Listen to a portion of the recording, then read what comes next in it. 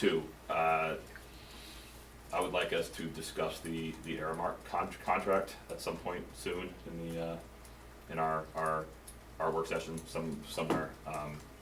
Apparently we have missed a deadline that would have been April 1st to non-renew without penalty to even discuss that. I don't know what the substance of the penalty might end up being or not being. I'm hearing dissatisfaction with the maintenance of the equipment, the way the service is being run. There's a specific measure in which our custodians are asked to handle more square footage than DOE recommends. Those may all be completely legitimate things to go through. But I think it's a good thing to discuss. I think we just heard a charter school talk about how much money it saved by not outsourcing something. So when does that contract come before the board, Madam Superintendent? Do we know offhand? The contract is up for renewal this July of this year. Contract, it is a 5-year contract. The current contract will come to an end June 30th of this year. If there was going to be a recommendation for non-renewal, that needed to be brought no later than April 1st. Without penalty? Well, contract doesn't talk about penalties. If you terminate the contract, there's going to be damages, and we'll have to negotiate what those are. So, Court tells us. will this new contract be another 5 years? Yes, sir. Yeah, they're 5-year Yep. contracts. That was my reaction too. Well, bear in mind the board did this deliberately.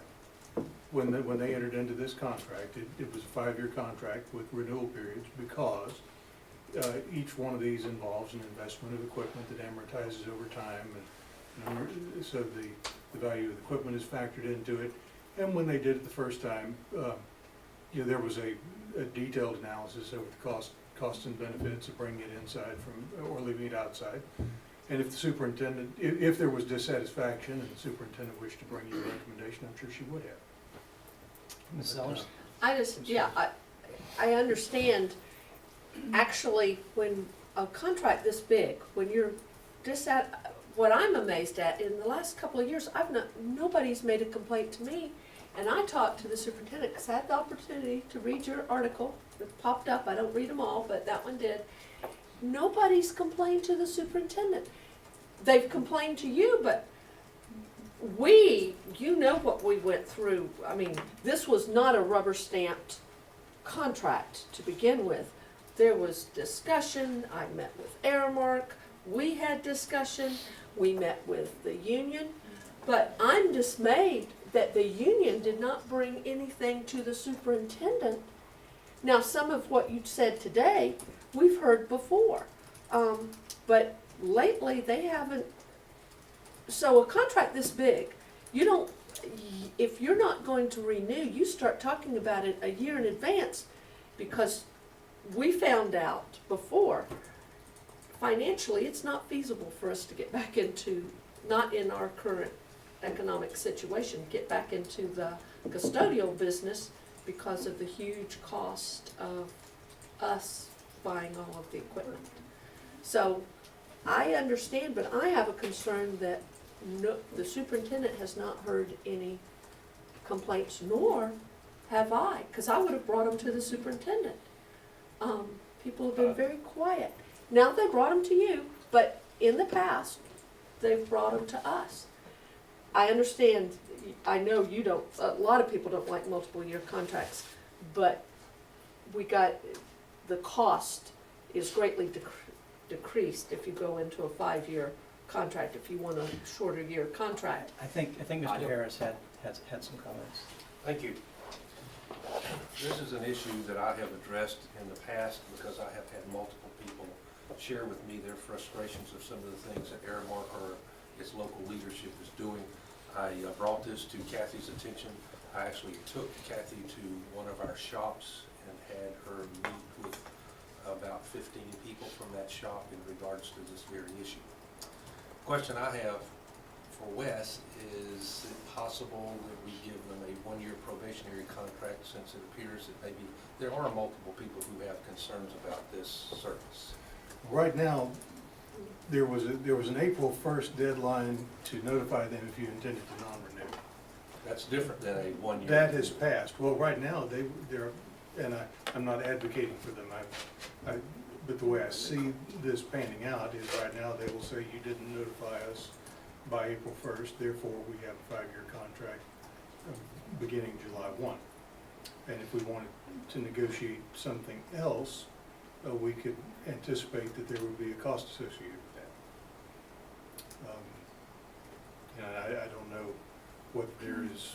Well, I have, and I'm sure those who've been on the board a while have heard me say this, mentioned that it was a very poor decision that the district made when it entered into the original service master contract, not because it went outside to seek services, because the way it did that service, because it did not give itself a back door.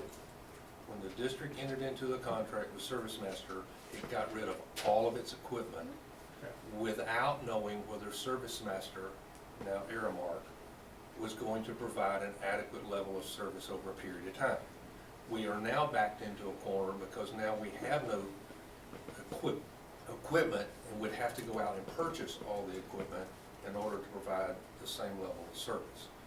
So yes, it is an expensive option if we were to choose to go back into the business. But as I've mentioned before, and one of the folks in facilities did this study, if an outside entity has to pay income tax and has to pay profit to its owners, how in the world can a government entity not compete when it has to pay none of those two items?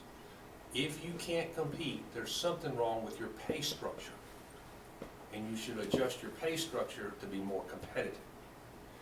We took half of our large area maintenance or mowing back in-house because of that very philosophy, because facilities bid on half of the large area mowing with that understanding and came in under budget of what the outside contractor was doing. And that's why we have part of it in and part of it out.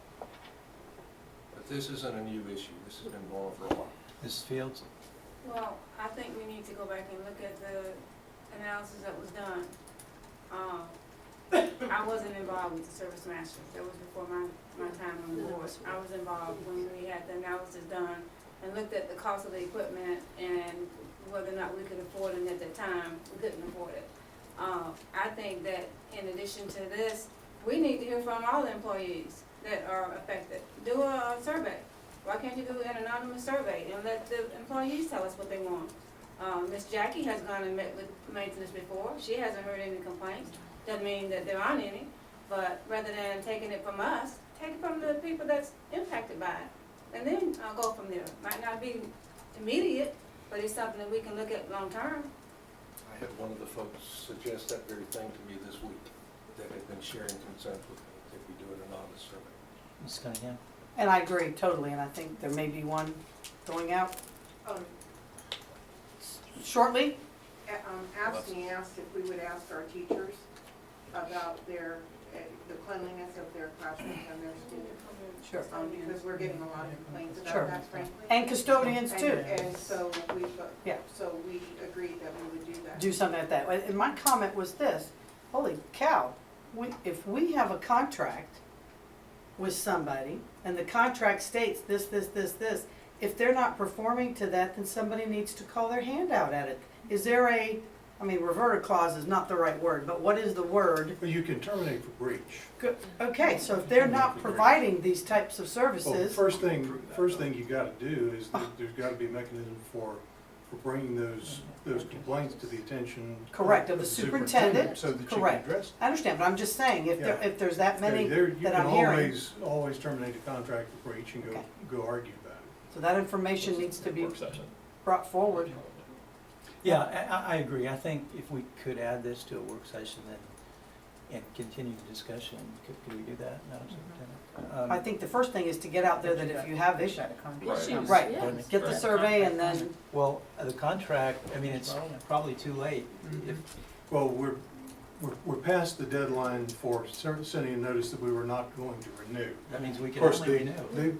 well, Without Cost damages. benefit. bear in mind, if you were going to do that, this contract ends June 30th and you don't have a follow-on contract in place. And a contract of this size and magnitude is likely to draw several vendors, and you have the likelihood, substantial likelihood of a protest that would draw that process out. Really, if you're going to non-renew a contract like this, it's well to think about that a year out so that you have time to run an acquisition process. The other thing to bear in mind is that anytime you give up an existing contract, you lose the benefit of that contract. I'm not here to suggest what the new contract might look like, but typically costs go up when you enter into a new contract, not down. they need to be held accountable. And what I am suggesting is that we start that process. Sure. Right. A year out, let's start it. Let's start doing things we need to do to document, Exactly. to move forward. And then see what our options are. And That's then see right. what our options are. I mean, I will offer that I too have heard a number of complaints Yeah, from me too, folks. through the years. And, you know, I even talked to one individual who does flooring, does a significant amount of flooring for Disney. And he had suggested that some years ago, he had offered to free of charge, to put some flooring in the district, because the flooring they're using, not only is it, in his opinion, inferior, but it also is extremely difficult to clean, making the cost of cleaning increase as well. And this individual's offered to come back and demonstrate that for us if we want to do that at some point in time. But the point is, I think, I mean, I have also heard the concern, so I think it is important that we listen to our employees and what they're saying and what they're telling us. I think the survey, though, needs to be twofold. And I'm glad to hear that you guys have been approached by ASME from a service point of view. I think the survey that was requested or suggested to me was from the service provider's point of view, surveying the custodial and yard maintenance folks, in addition to the people who receive the service. That's two different viewpoints. Yeah, I agree. Right. Two different surveys. And I cautioned one individual who was sharing with me, there's a difference between the Aramark service and these employees who are custodians working for us. If they're not doing the things on the checkoff list, shame on them as an employee. The Aramark managers, though, shame on them if they're not holding their feet to the fire. So there's two different issues going on here, and I tried to make sure that they understood. Don't complain to me about an Aramark issue if it's an employee issue. That's different than an Aramark contract issue. I'm trying to make sure that the custodial folks and grounds maintenance people understand the difference is important. Other comments? Yes, sir. One last thing, concerning